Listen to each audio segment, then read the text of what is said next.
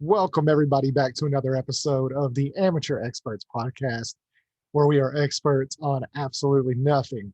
Here with your host, Landon Oliver. That's me. Got my boy, Andrew Scott. Man, every time we do one of these now, I get more and more excited, and it has absolutely nothing to do with the teams that we're talking about. It's just the fact that it means we are 1 week closer to real football. And in fact, we have arrived to a week of actual football. Yeah, so from here on out, starting this week, actually starting Thursday, going into Sunday, there is not a single week until February that there is not a football game being played, whether that's college, NFL, any of that, because, the NFL, they take a week off. Now with the preseason, they take, some time off, but college is about to get started up as well. So, there's football every weekend from here on out until February, which means it's here. We're here. We made it. So yeah, but we do have a special episode for you. If you listen to the last episode, we discussed the NFC West. Now we're getting into our NFC North preview for the season, continuing on with our divisional previews that we're doing right before the season fully starts. So today's NFC North. So all you NFC North fans, you've been waiting. We're finally here to you. So before that, we do have some news going on here in the NFL. The big news, of course, in the NFL right now is Matthew Stafford injured his thumb today. Yeah, I'm sure that's the one you were talking about. But now of course, the big news is Carson Wentz. The injury happened last week. They let it go over the weekend, got some stuff back, and me personally, I'm thankful that they decided, instead of just trying to rest and see if it's going to recuperate on its own, they elected to just go ahead and get the surgery done, get it out of the way. Not really specifics on what kind of specific injury it is, but Frank Reich did say that it was an old bone fracture that he had possibly going all the way back to high school that had just become aggravated and broke off. So they went in, cleaned it up. His surgery was actually earlier today, this afternoon. Supposedly everything went normal. Very minor procedure, but the timetable is anywhere from 5 to 12 weeks, which is a huge. So it's a large range of time. Yeah. So they say he will be starting back training, I believe, in 2 weeks is when he gets back into, he's able to train again. So he'll take the next couple of weeks, rest up, and then he'll get back at it. But so the season's 6 weeks away. So if it's on the earlier side, which is what the Colts are thinking, they haven't even ruled him out week 1 yet. They're thinking it's going to take between 5 to 7 weeks from what I've read. So that puts him either missing week 1 or week 2 and then being back for the Titans game on week 3, or worst case scenario, which always seems to happen with Colts quarterbacks, 12 weeks, which would put it right after the week 7 game, which will put him starting week 8. Silver lining on that is it pretty much 100% ensures the Colts don't give up their first round pick next year. So hopefully, they can stay in contention, maybe even a 500 record, maybe a couple games under 500, and get ready for that second half push to try to get into the wild card spot in the playoffs if he does miss the full 12 weeks. But I mean, you never know. So luckily, like I said, I wanted him to have the surgery because the biggest concern for me is he tries to push through it. We're mid-season, something happens, he's out for the rest of the year. Right. I would do it now while we're 6 weeks before season even starts and and once it is fixed, from everything that I've read, once it's fixed, once they remove the bone, everything heals up. There's no longer any, discomfort, lingering side effects. Once it's done, it's done. It's not an issue. He can get a clean start going into the season. The big worry, of course, is Carson Wentz and injuries. It seems like it's already reared its ugly head, and this is the whole reason that the trade was structured the way it was, right? The whole, second round pick, unless he plays a certain amount of snaps, becomes a first rounder. I mean, this right here is why, why that's in place. So yeah, and so we'll see, but if not, obviously there's so many reports going on. It's like the media has wanted to push this narrative now of, well, the Colts should go out and trade for Jimmy G, or the worst one, of course, is trade for Nick Foles and get him back. Like, or I've seen Gardner Minshew. I even saw a Jaguars blog. They did a huge article, and I mean, I'm talking blue check mark and everything, like verified account, that the Colts should trade DeForest Buckner straight up for Gardner Minshew. Oh God. Yeah. Oh, it's bad. It was bad. The So internet's a wild place. yeah, no kidding, man. So yeah, there's but reports have come out. They're not going to look for a veteran. I mean, I've even seen Marcus Mariota's name thrown out, which to me, that wouldn't even be the worst case for me. I thought he played really well in limited time last year. Well, I don't know how true it was, but Yeah, there was a rumor that the Colts were interested in him before they ended up acquiring Wentz. Like he was one of the quarterbacks that they looked into yeah, trying to trade for before they ended up landing Wentz. I don't know how true that report was or that rumor was, but yeah. um, And wouldn't it be awesome to stick it to the Titans with Marcus Mariota? how like Poetic would that be? for him to Come come back, into the Colts and play well and yeah. and Similar win to the Colts the Tannehill with the top division Dolphins. title. Yeah, Oh man, that would be some funny shit. yeah. But But me personally, I'm rooting for Wentz to be back week 2 because I'm going to be in the building in Indy watching the Rams and the Colts play. I've been a big Wentz fan. So obviously I want to see Wentz play, and I want the Colts to be at their best. Whenever the Rams are there, I want to see all the best players on the field. So my hope is he's on the front end of that timetable, selfishly for my sake. So whenever I go up to Indy to watch that Rams and Colts game, he's out there on the field. So we'll see. yeah, yeah, it's yeah. I obviously I want him to be there for the start of the season, but I would rather him be 100% ready to go Right. for the whole rest of the season. If he's got to miss 2 or 3 weeks, it's not the end of the world. Yeah, and with how good the rest of the roster is around the quarterback position, I Yeah. can't see the Well, here's the Colts thing rushing him too. Well, back. here's the thing too with Jacob Eason. So Jacob Eason, he got drafted last year. He Fourth rounder, developed right? last year. Yeah, 4th round. Huge physical just specimen. I mean, 6'6", 240, got a freaking rocket on. I mean, he probably has like a Josh Allen level arm strength.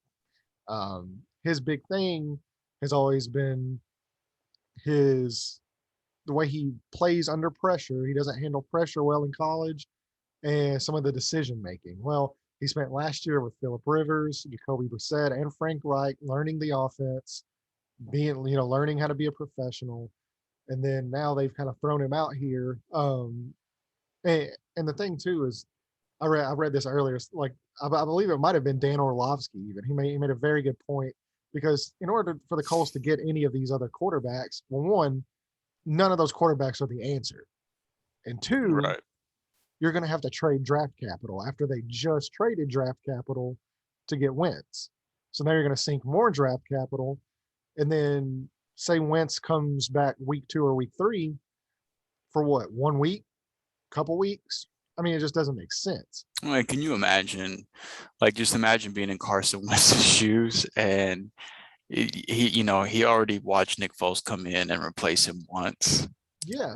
And then you go and trade for Nick Foles, and he Yeah. comes in Well, that's and just why like, it's such an unrealistic option. yeah, Like it the doesn't make media is sense. they're just so out of touch when it comes to that kind of stuff. But so you look at young quarterbacks, especially toolsy quarterbacks like Jacob Eason. Um, and what would you want for a young quarterback coming into a situation? And this is the same thing. Like I said, this is similar to what Dan Orlovsky said. You want to pair them with a top defense, which the Colts have, a top offensive line, which the Colts have, a top tier running game, which the Colts have, and decent weapons that are reliable. And I mean, Naheem Hines, Michael Pittman, Jack Doyle, Mo Alley, like these are some, like they might not be the flashiest names, and they might, not go out and score 15 touchdowns, but they're very reliable. They They're don't drop fine. passes. Yeah. Like, but even then, the Colts have all the stuff to succeed in this type of situation, to where, like I said, if he does miss a few weeks, if they're just a 500 ball club when he comes back and Wentz, is healthy and he can elevate them even more, then I think that's what they're kind of hoping for. Now we'll see. I wouldn't necessarily disagree on moving in for a veteran if, say, he's 12 weeks, where it's going to, he's going to be out half the season. I can see them making a veteran move just for the first half of the season. But me personally, and from what Frank Reich was saying today, he even said today, this is Jacob's team right now. And, he's still got to earn it, but he's got first crack at it. So right now, that's the way they're preparing. And I'm really excited to see what they do have in Jacob Eason because, I mean, like I said, let's face it, like the kid's got all the tools physically in the world to succeed. It's just, and two, like Frank Wright is known as, we signed Phillip Rivers last year and all we heard was how washed up Phillip Rivers was with the Chargers and how he threw 18 interceptions the year before and how terrible he was. And then he comes and has a resurgence. And Andrew Luck was hurt and could barely throw the ball. He has his best season with Frank Reich. I mean, he turned Jacoby Brissett into a 5-2 quarterback whenever he first got here. We have a coach that's known for putting your players in positions of strength. And he's absolutely going to do that with Jacob Eason. He's not going to put too much on his plate that he can handle. He's going to scheme guys open. He's going to give him, that first read where, he sees that first read. He's going to scheme it open. Eason can hit it. So, yeah, I'm not at all worried. I don't think this is a death blow to the Colts season. Obviously, the more time he misses, the longer shot it is. And I have moved them back in my division rankings, which we'll do here in a few weeks as well. I think that's clear, with health depending, if the Titans go out and lose Ryan Tannehill, we'll see what happens. But I mean, that this is now the Titans division to lose with this happening. But yeah, I by no means think that this is a death blow to the Colts season. I think they can still be very successful. And when Wentz returns, now that he'll be 100%, hopefully there's no setbacks in rehab, but they said this is a very minor procedure. It's nothing major. They just want to make sure everything heals up correctly. And it's not going to be a bother during the season, which is what I wanted. And he can just get a fresh start and we can get on with the season. So yeah, that's how I'm kind of taking the news. I'm not that worried about it, especially, you would have thought 3 or 4 days ago that the dude had his fucking leg amputated. And then, you look anywhere online and it's just, and Schefter too just caused a huge shitstorm with the whole, he's Word out for indefinitely. He's out for an indefinite amount of time. Well, yeah, it's indefinite because the Colts were finding out what the injury was. They don't know. You can't put a timetable on it, but to use the word indefinite, that's just so like that word always takes the internet by storm. Oh my gosh, yeah. So as soon as Schefter tweeted that, I was like, oh my God. I was like, this dude's gonna miss 1 or 2 weeks, and like you got everybody, and of course too, like the Eagles fans online have just been, oh God, I can't imagine. Yeah, well, and I never wish for injury, especially to players that I really like too. But then the Devontae Smith news came out today, and where he sprained his MCL and he's out 3 to 4 weeks and stuff like that. And it's just like, see, like maybe you guys should shut up about about people getting hurt because that's just bad karma. They're the last team last fan base that should be worried about other fan bases, players getting hurt with how often they have to deal with injuries. They should be much more understanding about dealing with something like that. Yeah.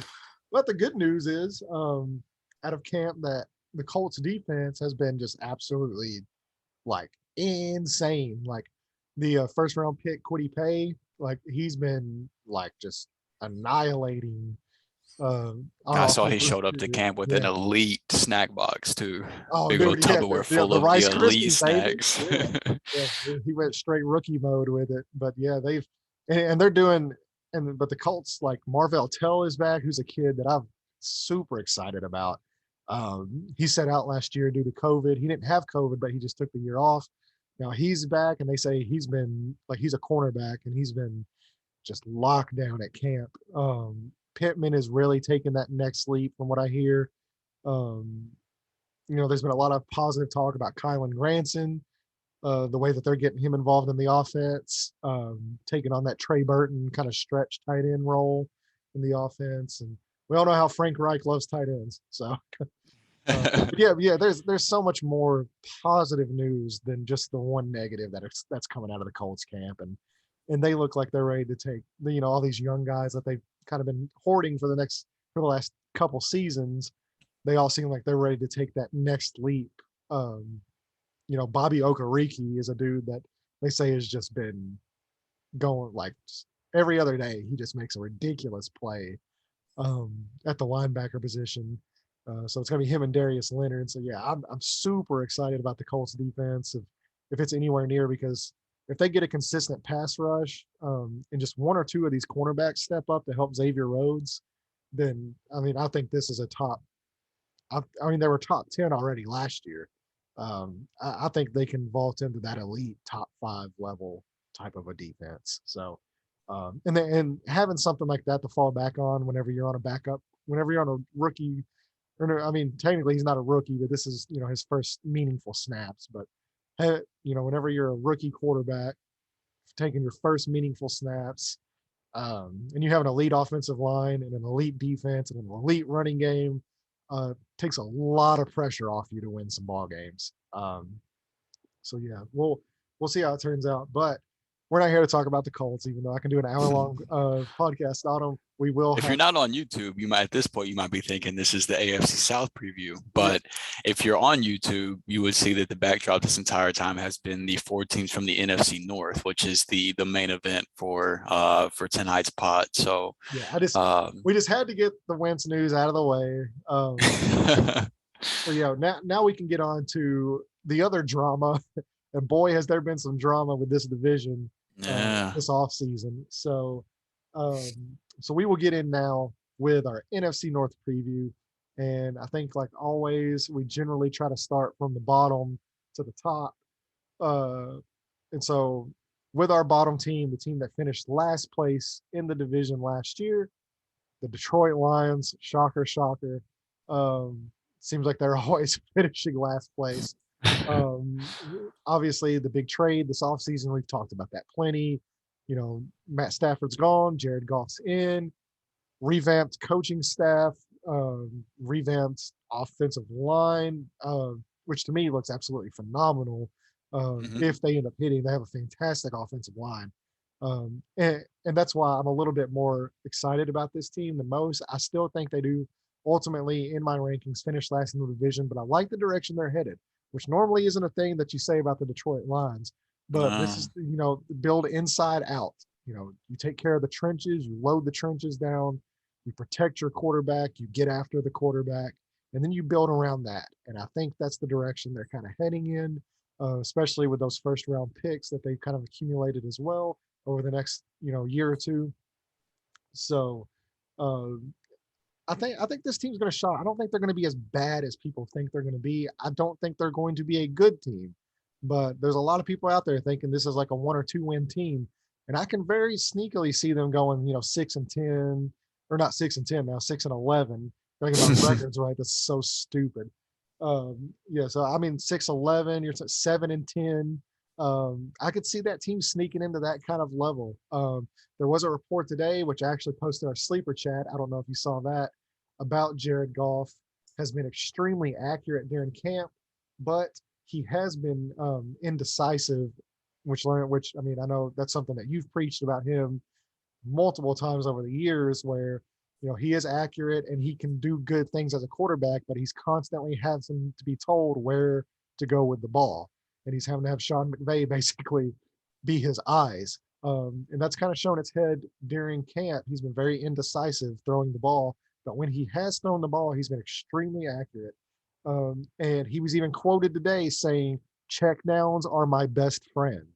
So all of you DeAndre Swift truthers out there, rejoice. Let's ride, baby. It's check down season, and that guy's going to catch 65, 70 balls this year.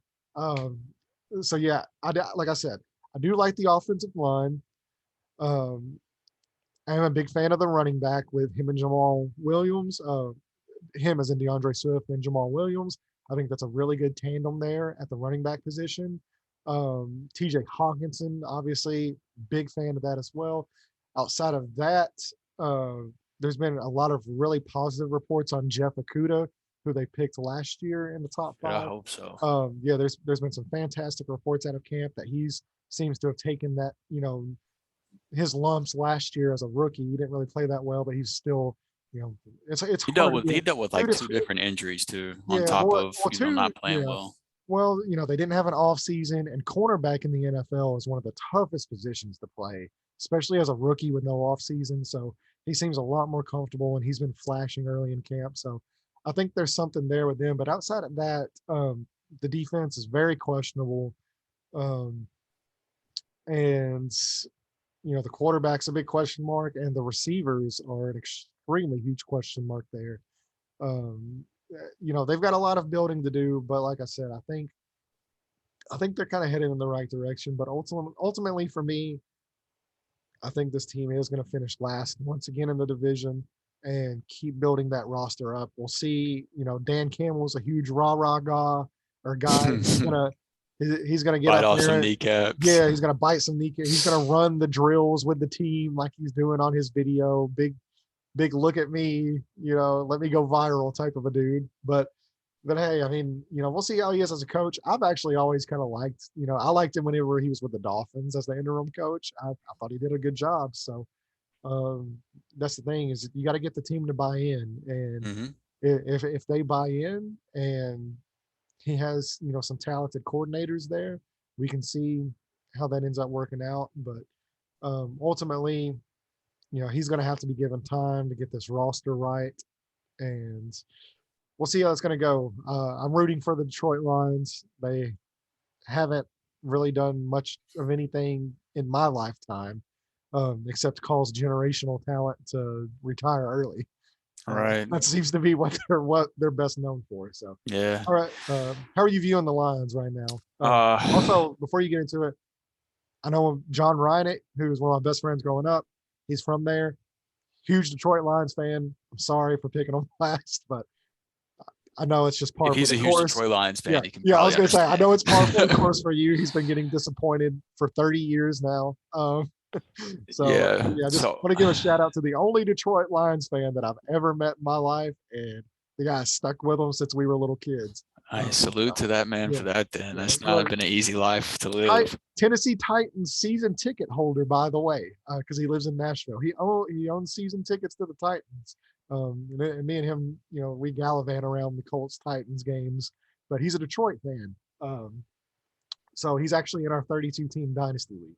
He even goes that far to make sure he won't miss the Detroit game whenever they come to Tennessee. He went so far as to buy season tickets to make sure that the once out of every 4 or 5, what is it, every 6 years, whenever the Lions come to town, he makes sure that he gets to be there. Hey, salute to that man.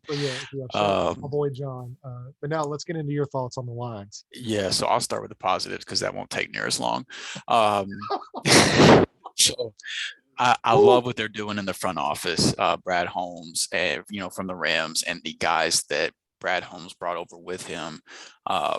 They were big reasons for why the Rams have been so successful without first-round draft picks over the years. A lot of the mid-round hits that the Rams have had the last few years were credited to Brad Holmes, and so I would expect this team to be a team that does well in the NFL draft for the foreseeable future. That would be just my general assumption. And I think they did well this year to kick that off. With adding Penei Sewell, I do think that the offensive line is one of the few strengths on this team. I like you touched on, I like DeAndre Swift and Jamal Williams as a running back tandem. TJ Hawkinson is a very, very talented tight end. The wide receiver core might be the worst in the NFL.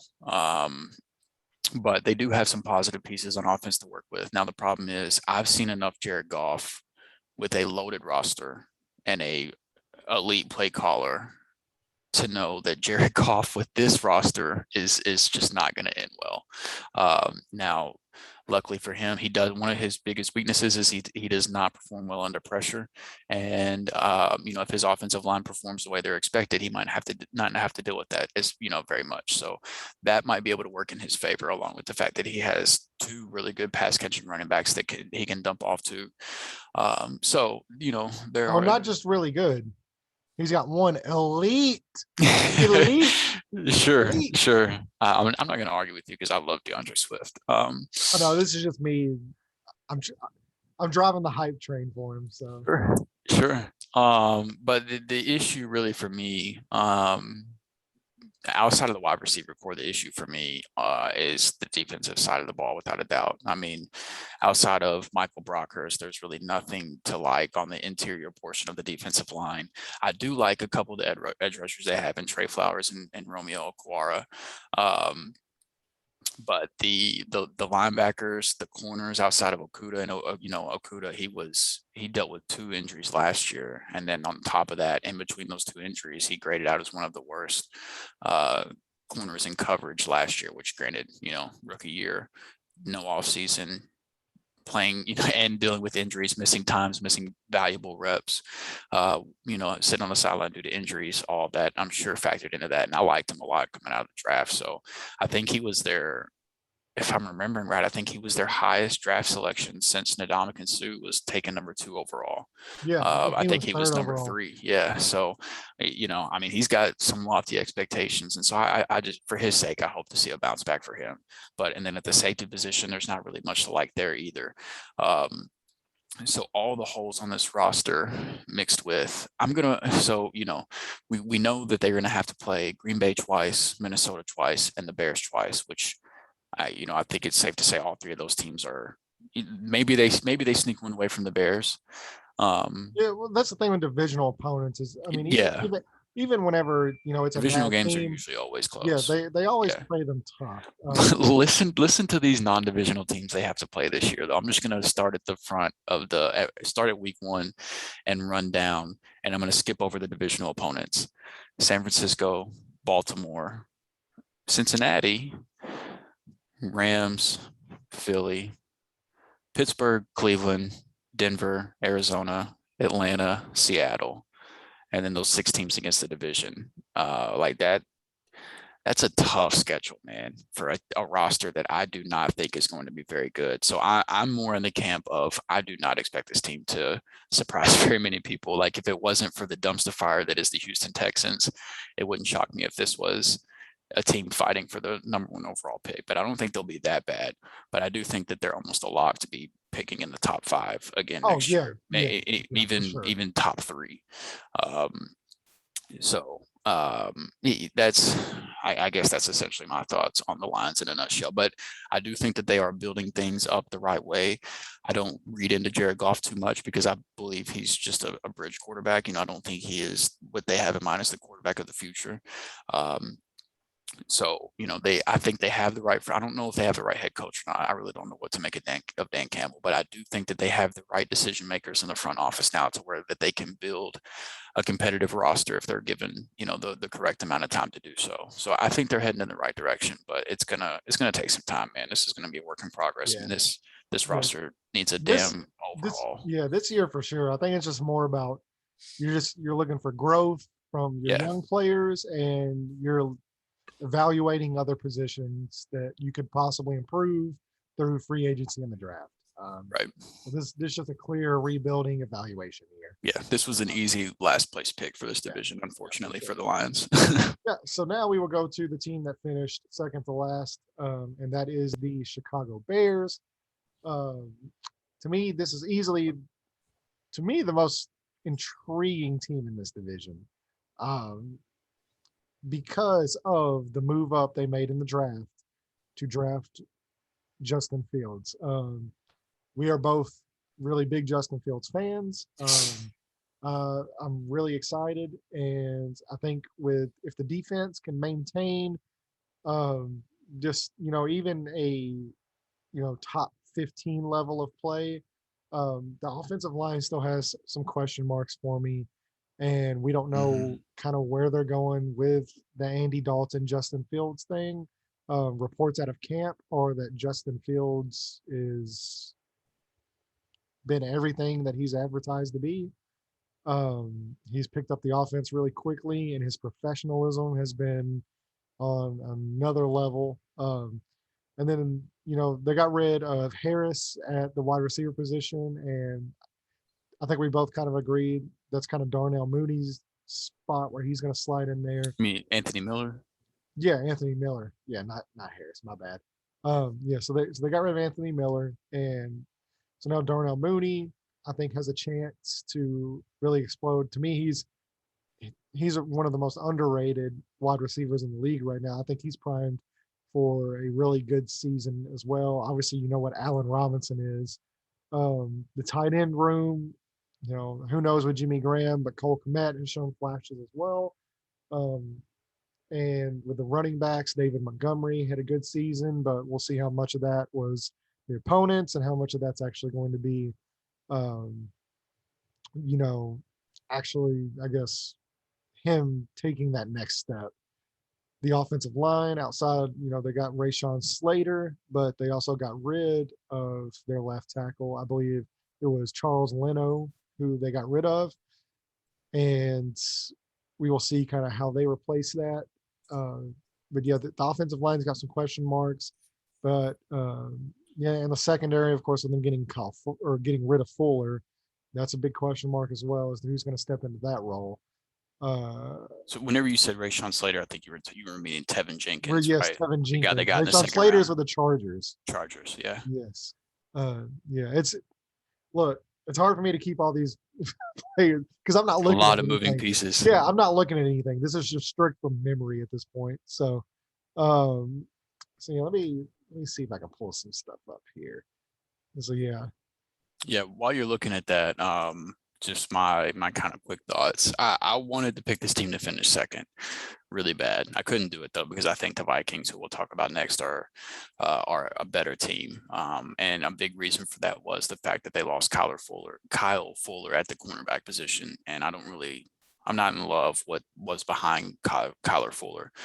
I do think, Jalen Johnson had a really good rookie season. But we'll see how he's kind of being vaulted into the number one option in the secondary now, and having to, line up against a lot of number one options, where Kyle Fuller handled a lot of that last year. So, and then I don't really love the options behind Jalen Johnson, but as far as the rest of the defense, their interior defensive line, their edges, their linebackers, those are all really solid. But yeah, to your point, Tevin Jenkins coming in, the second round pick, this offensive line, according to Pro Football Focus, was 20th in the league last year. So they kind of need him to hit at the tackle position. Man, if Pace and Nagy can get their franchise tackle and franchise quarterback in the same draft, they might have saved their jobs with this draft. So, we'll see how that plays out. But that's the big question mark, really, is just how long does the Andy Dalton experience last before they switch over to Fields? Because for Allen Robinson, I really don't have any questions for him if he's going to produce, regardless of who. Andy Dalton might be the best quarterback he's played with at this point in his career.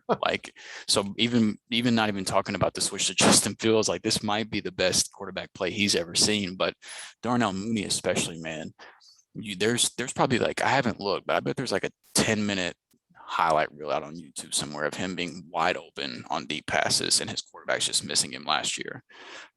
So he's kind of the one that really, Justin Fields, you insert one of the best deep ball passers in college last year into this offense, mixed with the talent that Darnell Mooney has and what he brings to the table. And I think that, that could equal a lot of fun for this offense. But I don't, that was my biggest struggle looking at the Bears and trying to project how their season was going to go, is I don't know how the Andy Dalton experience, how long that's going to play out or anything. The running back position, I don't think David Montgomery is in the elite, portion of the running backs in football, but he's good enough to get it done to where running back wouldn't be considered a weakness for me on this roster by any means. No. He did take advantage of some bad matchups last year. But if you're a good running back, you should be beating up on teams you're supposed to beat up on. So, right, because that was the knock on Jonathan Taylor is, what he did on the second half of last year is like, well, look at who they played. It's like, yeah, but even when they played that, like, whenever he's going out and dropping 270 yards on a team, like, no matter how bad of a run defense they are, like, so I mean, David Montgomery's got some talent to him for sure.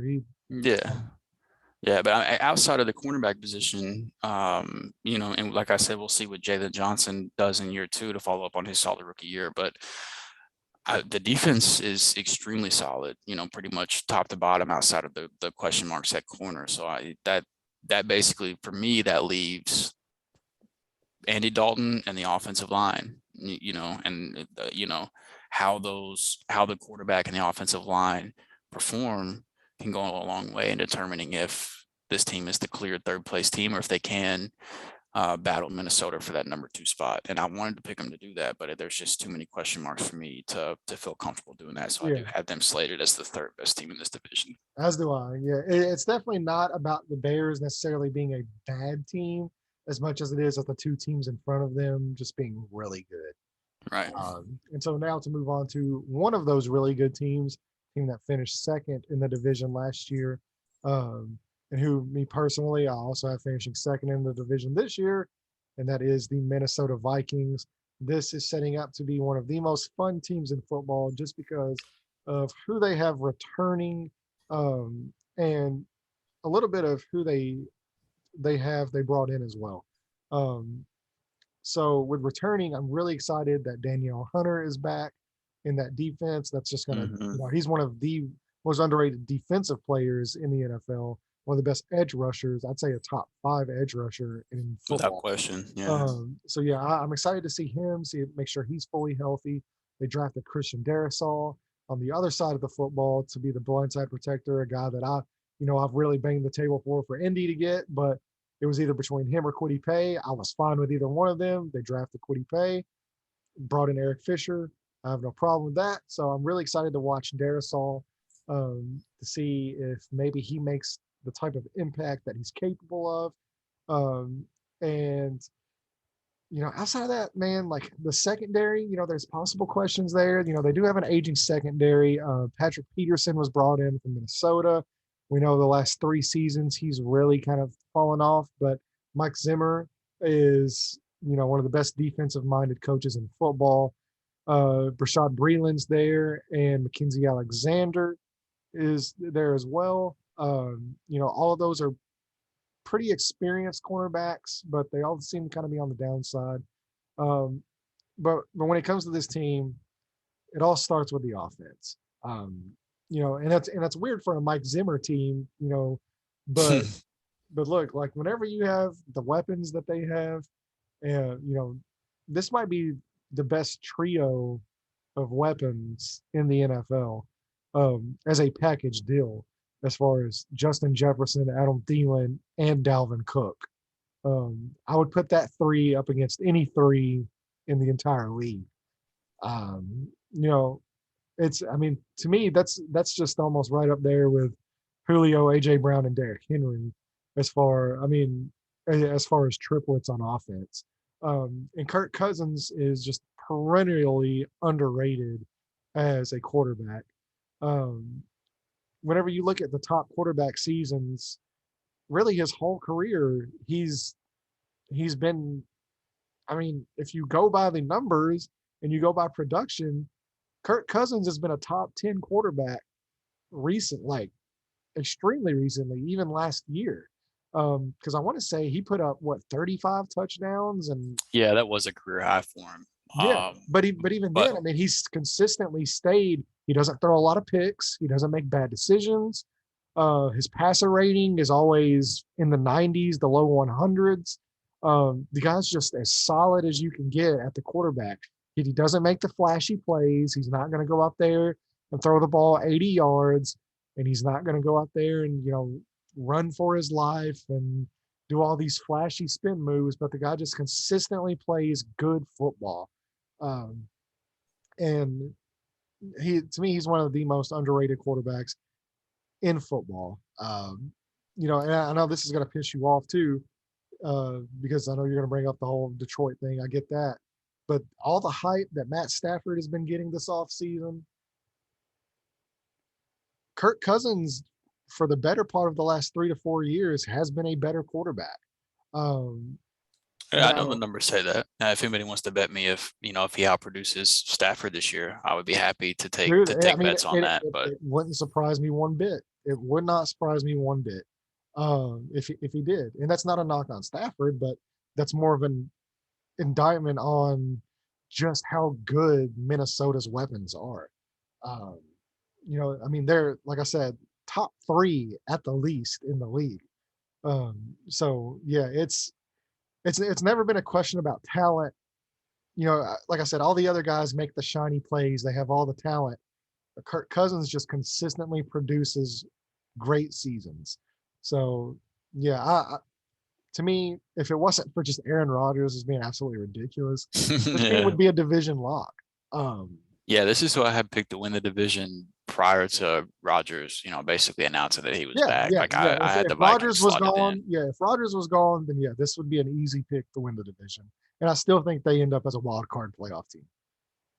Yeah, I could definitely see that. Yeah, I don't know if Cousins is a 35 plus touchdown thrower again this year, but I don't think he necessarily I think he's more of in the high 20s, but I don't think he has to throw 35 plus touchdowns for this team to be successful anyway. Like that, I don't think that's what's going to make or break this team. With who they have returning on defense, and not to mention, there's been some really positive reports as well about Irv Smith coming out of training camp.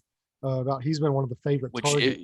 If you were paying attention toward the end of last season, it coming. The indications were there that the breakout was coming this year.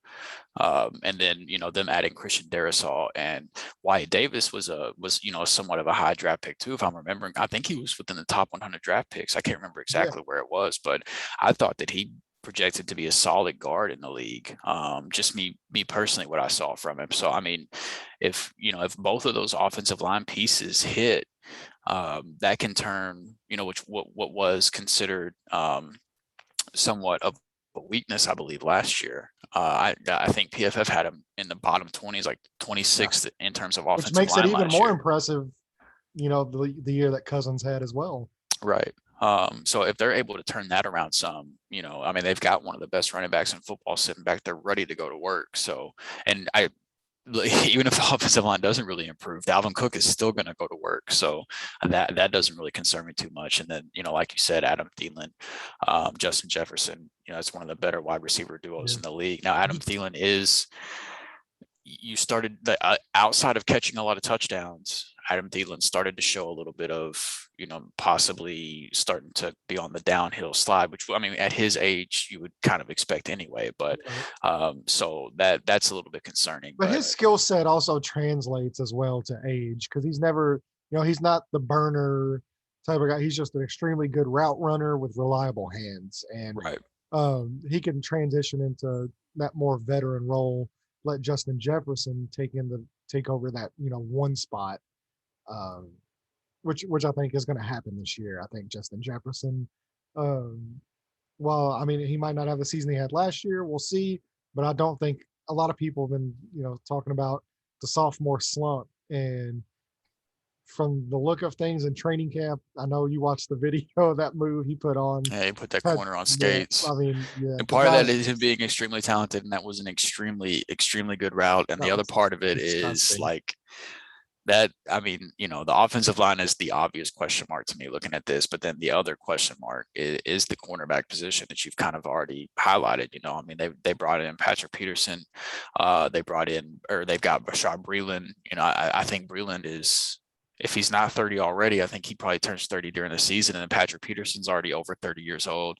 So, how much Alexander too is getting. What can Zimmer get out of those guys? They do have Cameron Dantzler, who had the third best coverage grade among rookie cornerbacks. If you look at guys that had 100 plus coverage snaps, so we'll see if that trend continues. But yeah, the cornerback position is a huge question mark for me. Now, Danielle Hunter is a guy that can pretty much by himself transform a defense. He's, to me, I I would be pretty surprised if he didn't have double-digit sacks next year. Like, I think he is one of the best pass rushers in the league. So having him back is going to make a huge difference. And Zimmer's probably thinking, God, because I'm sure he was probably about ready to have a heart attack last year with some of the numbers that his defenses were giving up. Ooh. I mean, you're talking about like 30s and 40s on a weekly basis that his defenses were giving up. So there's really nowhere to go but up for this defense. So getting Hunter back, they've still got a great unit, a great safety unit, one of the best linebacker groups in the NFL. So, and then with Dalvin Tomlinson and Sheldon Richardson in the interior, they're in good shape there as well. So it's really, for me, it's very clear that the corner position and the offensive line are kind of where the questions lie for this roster. If both of those hit, then I mean, it wouldn't surprise me for this team, even as a wild card team. I mean, they could even make a run at the division title. I mean, you never know in football. Yeah, you don't. It would not surprise me if they won the division. It wouldn't surprise me, honestly, if they got hot and made a run to the Super Bowl. This is that type of a talented team that if everything goes correctly and they get hot at the right time, they can make a championship run similar to the Giants, the last 10 years with their 2 runs that they did. Yeah, I think the thing with Kirk Cousins, I think for me, in my mind, and, maybe he ends up proving me wrong, Kirk Cousins to me just feels like one of those guys that he's good enough to get you there. I just don't know if he's good enough to get you over that hump. And in those, whenever you get into the NFC Championship game and you need your quarterback to make plays down the stretch to just the team as a whole got you where you need to be. And now you're looking at the most important position on the field, like, hey, we need a play. Yeah, I don't know if Kirk's that guy. I mean, I've never had anything against Kirk. I don't think he's a bad quarterback by any means. I think he's a above average NFL quarterback, but he doesn't feel like one of those guys to me. And that's the mental he's ended the Saints season, so he's made those plays in the playoffs before where they need a play and he's delivered. So well, no, that was Case Keenum that threw that bomb to Stephon Diggs to win that game. Keenum? Yeah, I won't ever forget that. Rams legend Case Keenum. I won't ever forget that. It made Michael Thomas cry, so I know you will. Yeah, anything that upsets Michael Thomas makes me happy. So, but no, I love this roster, man, but I have that mental hurdle with Cousins that I just can't really get past. So. Which is understandable. Like I said, he's not the flashiest dude, and he doesn't make the wow plays that, they're not going to show Kirk Cousins highlights on Sports Center. Not very often. But at the end of the day, whenever you look at the box score and he's, I love the fire he has though, man. Like 65% the whole completion percentage with 280 yards and 3 touchdowns. That's what I'm looking for. I don't care about, the no look passes and the fun slinging of, you're throwing 90 yards off your back foot and you're running around and that's all cool, but Kirk's solid, man. I don't have any problem with I really like him. So now let's get to the meat of the podcast, which is the team that we've both been waiting to talk about with everything that's been going on this off season. We've actually held off talking about it over the last couple podcasts. We knew this was coming, so we knew this one was going to happen, and we wanted to see where kind of everything settled before we launched into it. And that's the Green Bay Packers. So, Mom, if you're listening to this is the part that you can go ahead and shut off. Well, I'll say this: there's the press conference Aaron Rodgers did last week. Man, to me, was one of the best press conferences I've ever seen an athlete actually have. I don't know if anybody's ever been that transparent. Yeah, I mean, this guy just laid everything out on the table from, the Jordan Love draft pick, which, he didn't have an issue with. He just would have liked to have been consulted. How do you not tell your franchise quarterback that is one of the best quarterbacks in the league, you're trading up into the first round? We're going to trade up in the first round to draft your replacement. How do you not tell him that? Yeah. Like the Buccaneers told Brady that they were drafting Kyle Trask. Yeah. You know, Well, and well, and Brady had been there for a year. well, even then, like, it has come out recently that the Cardinals have consulted Kyler Murray on this offseason, about bringing in AJ Green and like some of these other guys on offense. This guy's what, 2-3 years in the league, and you got Aaron Rodgers, who we both agree is one of the top, probably three greatest quarterbacks that's ever played football. I don't know if he's that high for you, but he is for me. He's definitely up in. I don't know if he would be 3, but he's definitely up at the top. I mean, he without question. And as far as just whenever you're just talking about pure talent, Yeah, I don't think there is a question. Yeah, for sure. So yeah, just to have that guy that, he's been with that organization for 17 years, multiple MVPs, Super Bowl champion, um, and just to basically just be consistently ignored. And then, he laid it out there about some of the guys that have been let go in the, previous years, and how they were treated on their way out, and, veteran players that could have really helped the team. And part of the reason why they brought Randall Cobb back this year. But yeah, it was fascinating to watch. And this pretty much just confirms that this team this year is Super Bowl or bust. Because after this year, they wrote the clause, Aaron Rodgers is out. And there's a good chance that there's a mass exodus as well. Devontae Adams, Zadarius Smith, a lot of these other guys, their contracts are running out here in the next year or two, and this team's going to be in a clear rebuild. You could Yeah, I mean, you're see, talking about this team could go from first to worst quick. yeah, very quick. And we don't know what Jordan Love is.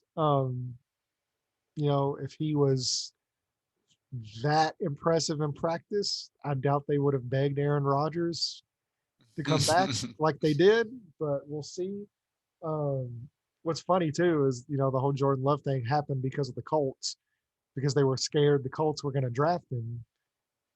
He wasn't Oh, even on the really? Colts board. Yeah, that's why they traded ahead of Indy. They traded up one pick ahead of us to draft Jordan Love. So realistically, you could say Chris Ballard and the Colts smoke screened the Packers into collapse. Um, Oh man. which I'm sorry, Mom. I know you hate to hear that. My mom, I know for regular listeners, she's a massive Packers fan. This offseason has been torture on her. She texts me like every other day, like, anything new? You hear I can't anything? Anything imagine going being a on? Packers fan this Oh offseason. That would have gosh, it's been, been awful oh for her. man. And even now, now that all the dust is settled, she knows this is the last year, so she's, even more stressed out. Like, we don't do it this year, then Yeah, it's just like I'm enjoy gonna it while have you bad can. football for the foreseeable future. Right. And as someone who knows about franchise quarterbacks just dipping out on your team, it's not pretty afterwards. so Yeah. so yeah, but is there anything you wanted to add to the whole Aaron Rodgers saga? No. I mean, I'm glad to see he's back because I short of him possibly going to Denver with how loaded that roster is. I'm not really sure there was a better outcome than him just running it back with Green Bay for at least as far as this season goes. So I'm glad to see that he's back. And it wouldn't hurt my as a Rams fan. It wouldn't hurt my feelings if he would have went to the AFC and I wouldn't have had to deal with him. Um, I'm but glad he stayed I there. think I think all in all this was best case scenario, and I am glad that he's back. So as far as that goes, I mean, Packers fans just enjoy this season while you can, because it seems like his contract is basically set up for them to trade him. Like I think technically he is like He's got one technically more still a year. Packer next year, but it sounds like there's basically an understanding that he will be I think the dead cap hit isn't as bad if he gets traded compared to if he was to get cut or something along those lines. I'm Yeah. not as familiar with it, but so that would be my my guess is he gets traded next offseason and signs an goes to wherever he wants to go and signs an extension there and finishes his career elsewhere, a la Tom Brady. Just in a different fashion to get there. But yeah, outside of that, I mean, the big things for me really is, they've got to replace Corey Lindsey as center, who was an all-pro offensive lineman.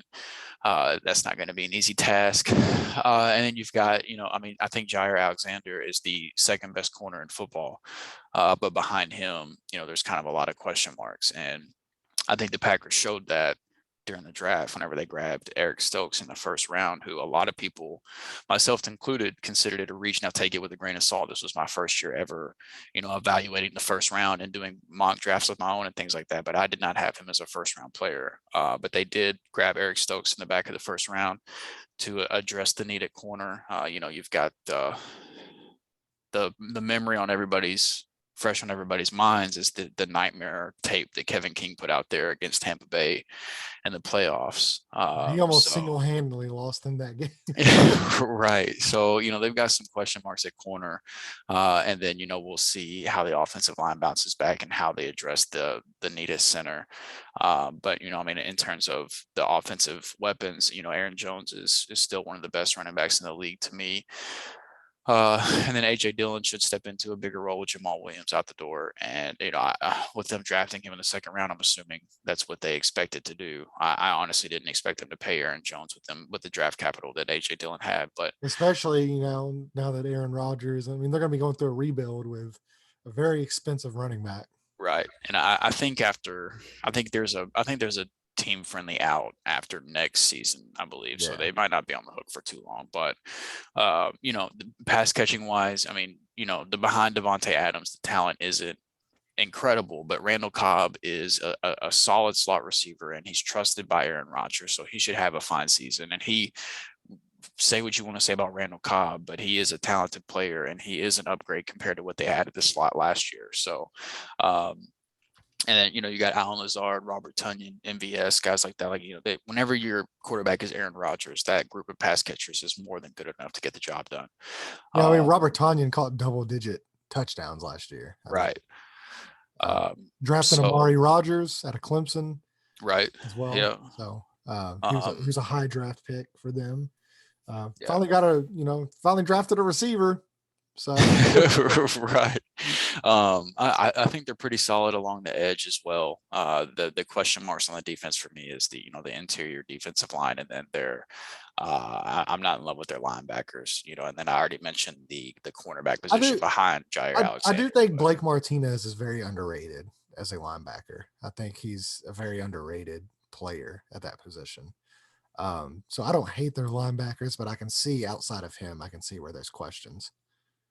Yeah, I'm gonna be honest with you. He count me in the underrated for Blake Martinez because I forgot he was even on the team. Yeah.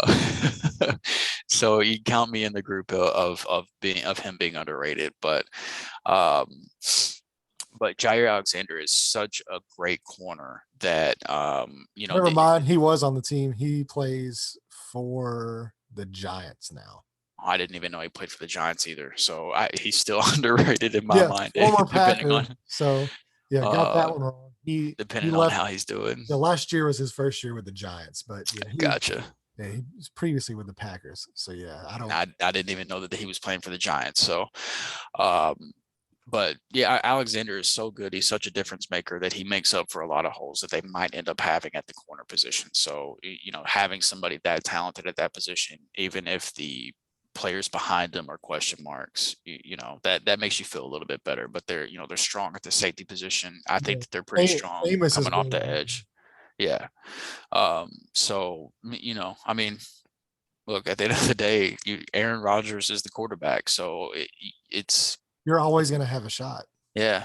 He's one of those guys that is, I feel the exact opposite way that I feel about Kirk Cousins, where if you put Rodgers, you can make arguments that there were times against the game in Tampa Bay where he would put in a position to possibly win the game, but didn't, or whatever the case may be. But at the end of the day, I feel a lot better in those moments if my quarterback is Aaron Rodgers and if my quarterback isn't Aaron Rodgers. So Right. like, if they're in a position to win the game in the playoffs and Aaron Rodgers is the quarterback, I like my chances.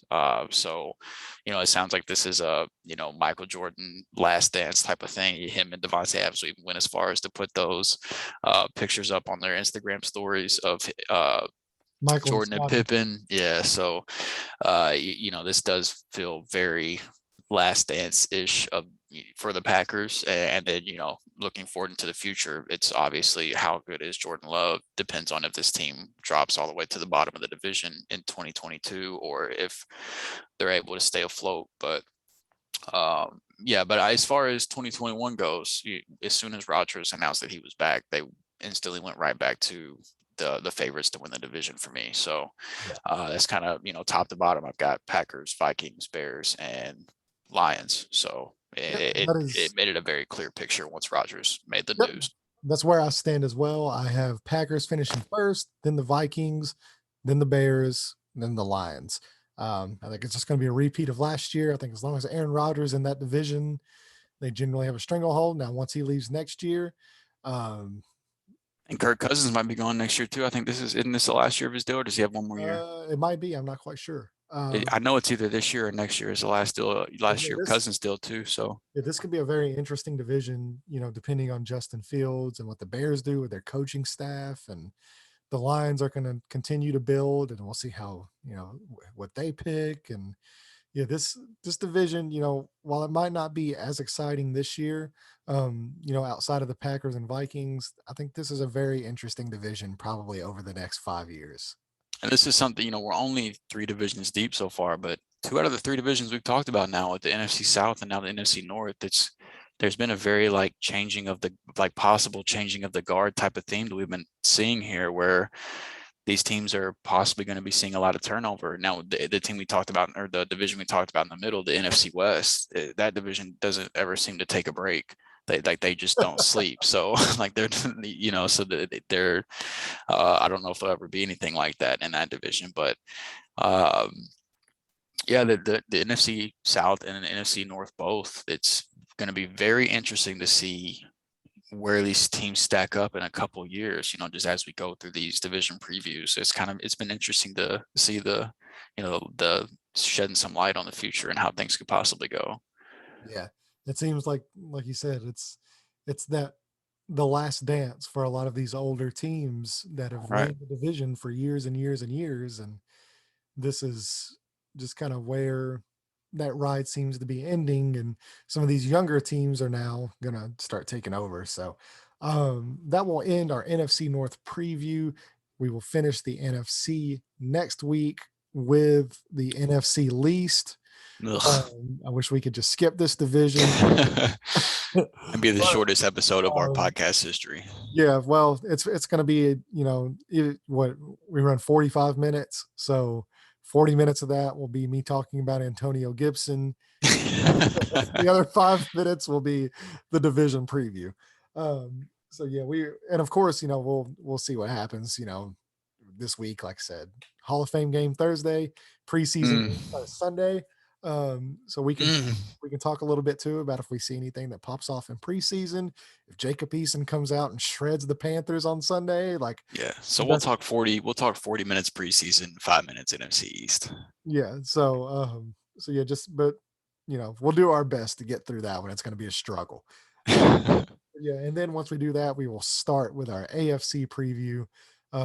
And that's going to be a loaded division, because as top heavy as the NFC, seems to be, where, there's 2 or 3 teams and then everybody else is just kind of playing catch up. The AFC is just, the whole conference is loaded. The whole conference, it feels like, man, it's so loaded. So, we'll see how that plays out, but that will end our show today. Really excited to get into that next week, and enjoy the week of football, everybody. It's finally here. So it's here. We made it. Yeah, we'll go ahead and do the closing on this like always. Yeah, so as always, if you've made it this far, maybe I should start doing this at the beginning just in case people are making it this far. But if you've made it this far, we thank you for listening, for sticking with us through the NFC North ride. But be sure to check us out over on Spotify, Apple, Google, pretty much wherever you can find a podcast, we're there. And then if you want to, if you want some visuals to go along with the listening pleasure that you have while you check out this podcast, we are over on YouTube as well. If you do venture over to YouTube, make sure to subscribe to the channel. It's completely free. Whenever you do subscribe to the channel, make sure you click the little bell that's going to pop up to notify you for the new episodes. It's, like one episode a week. So your phone's not going to be getting blown up with notifications from YouTube from us. It's just to let you know whenever so you guys are aware whenever the new episode drops. And then, of course, if you have made it this far, let us know if you agree, disagree with how we have the division playing out, or if we forgot to mention some key players in the division, whatever the case may be. Let us know your thoughts in the comments as well. I don't know if you saw it, but on our NFC South breakdown, we had a YouTube comment that was 30 minutes. It was like an hour-long podcast, and somebody said 30 minutes Tampa Bay, and then 30 minutes Atlanta, New Orleans, and Carolina, which really was pretty much how it broke down for that episode. But that was kind of some funny feedback that we got on the NFC South preview that we did. But yeah, let us know your thoughts. Let us know where you agree, disagree. It's always fun to have those discussions in the comments section too. So yeah, thank you for sticking with us, and be sure to tune in as we touch on the NFC least next week, and then get into the AFC as we close into the NFL season. Yes, sir. So thank you guys so much for listening, and we will catch you next week.